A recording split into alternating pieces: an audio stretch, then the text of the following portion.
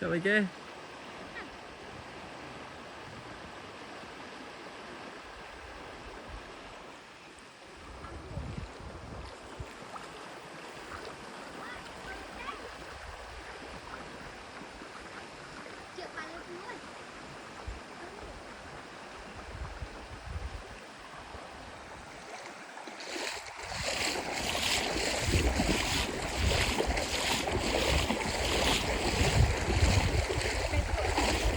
Nè, cái này cô.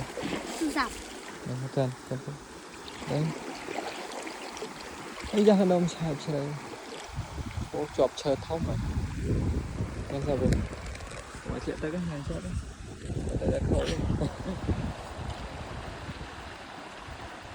Ô trời, chọp chờ thông rồi. Không tàu đấy.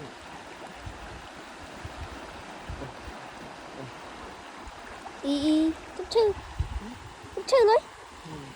Mua nuôi. Bây giờ. Bật mé nè. Nuôi cho tôi. Vâng.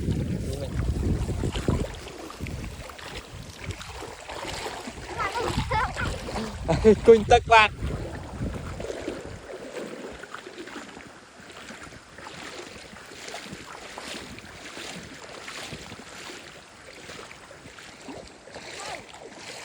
Hả? Hả? Ê, khai tức rồi.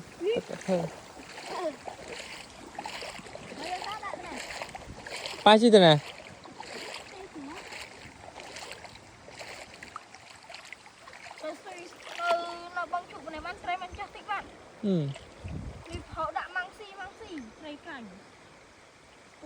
Bưng chút nữa nè. Vị bật, vị play bật. Còn khăn giật một mót á. Tê sủa tê tập phá trong tay Em lang tới câu cụ tao rồi. Vâng. Bán. Tê tập phá trong tay. Nè, tới câu. Lang tới. Đây. Bưng chút mình đang chút nữa nè.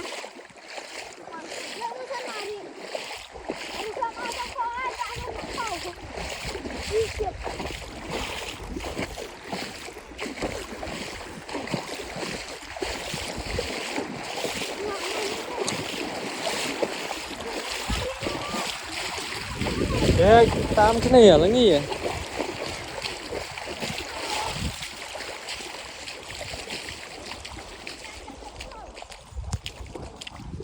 Thế sao mà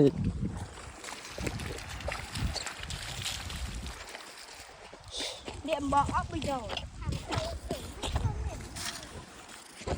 mày ban đã lăng rồi nhỉ? Tao lăng lại rồi.